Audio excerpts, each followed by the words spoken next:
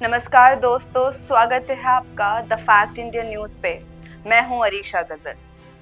आज हम बात करेंगे उस विवाद की जिसने जैसलमेर के बांसपीर गांव को एक बार फिर से सुर्खियों में ला दिया है। जैसलमेर जिले में जो बांसपीर गांव है उसमें जो रियासत कालीन वीर झुंझर रामचंद्र जी सोडा और हदूद जी पालीवाल की याद में जो छतरियां बनाई जा रही थी उसको लेकर दो पक्षों में जमकर झगड़ा हो चुका है।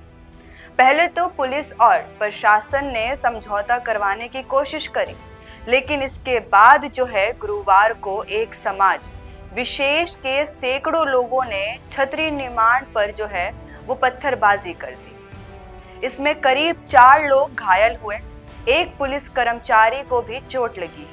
और तो और अगर हम देखें तो 20 से ज्यादा महिलाओं को पुलिस ने डिटेन कर दिया है।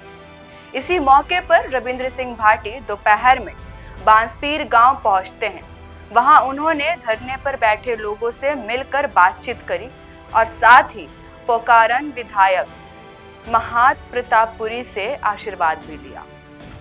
भाटी ने क्षेत्र बनाने वाले जो वहां पर मौजूद कारीगर थे और जो मजदूर थे उनसे बातचीत भी करी। कारीगरों ने उनको बताया कि जो छतरियां हैं वो शनिवार शाम तक बनकर तैयार हो जाएगी। इसके बाद भाटी ने गांव वालों से पूरी घटना पर बातचीत करी और जानकारी को लिया। कहना चाहूंगा कि जो भी कल घटना घटित हुई है कड़े शब्दों में निंदा करते हैं और जितने भी तमाम जो दोषी है उनके खिलाफ कार्रवाई होनी चाहिए। साथ ही साथ 2 दिन से जो डटे हुए यहाँ पे हमारे मौजूद लोग हैं, मैं उनका धन्यवाद देना चाहूंगा कि वो मजबूती के साथ में यहाँ पे है और उन्होंने तमाम जो कार्य है उसको प्रतिपिलाया है। मैं आपको कहना चाहूंगा कि साहब ये जो छतरियां हैं ये वीरों और सूरों की प्रतीक है, वीरता और शौर्य की प्रतीक रही है। निश्चित रूप से आने वाली पीढ़ियां ये जब छतरियां देखेगी तो उन्हें समझ में आएगा कि साहब हमारे जो पूर्वज थे वो कितने महान थे। आप आज यहाँ रामचंद्र जी और साथ ही साथ पालीवाल जी की जो छतरियां हैं निश्चित रूप से ये हमारे गौरव के प्रतीक रहे। तो निश्चित रूप से ये जो भी घटना घटी है ये दुखद है। भविष्य में ऐसी कोई घटना नहीं घटे और मुझे लगता है कि ये प्रशासन का पूरे तरीके से फेल्योर रहा है। प्रशासन के आला अधिकारियों को यहाँ पहुंचना चाहिए था।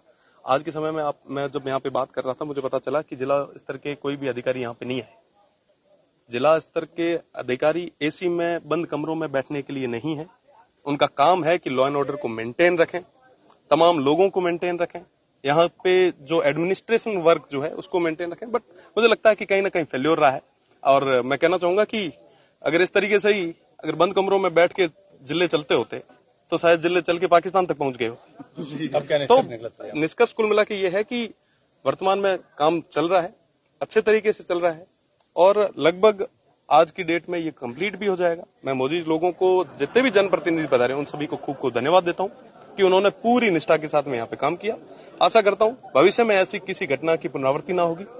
आम जन से भी निवेदन है कि शांति व्यवस्था को बनाए रखें और साथ ही साथ जिले लेवल के जितने भी हमारे अधिकारी उनको कहना चाहूंगा कि बंद एसी के कमरों से निकल के जनता के बीच में काम करेंगे तो ठीक है। 2019 से छात्र संघ चुनाव की बात जो है अशोक गहलोत ने भी डिमांड आपस में कहा कि मिलजुल कर रहना चाहिए और साथ ही जोड़ा कि जो इस हमले में साथ देने वाले हैं यानी जो इस हमले में शामिल लोग हैं उनके खिलाफ सख्त से सख्त कार्रवाई होनी चाहिए।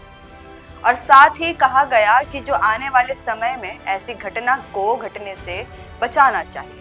सवाल ये है कि क्या ये इतिहास को बचाना इतना मुश्किल हो रहा है? 1835 की ये जो छतरियां जैसलमेर की आन बान शान है, अब इसको बचाना इतना मुश्किल क्यों हो रहा है? अब देखना ये होगा कि जो प्रशासन है, लोग हैं इसके पीछे, उनको कैसे पकड़ती है और इसके ऊपर कितनी जल्दी से कार्रवाई करती है। इसके साथ ही आम जनता को भी शांति से और एक शांत मिजाज से काम लेना होगा। आपकी क्या राय है हमें कमेंट सेक्शन में जरूर बताइएगा। जाते जाते इस वीडियो को लाइक करना मत भूलिएगा और सब्सक्राइब करिए द फैक्ट इंडिया न्यूज़।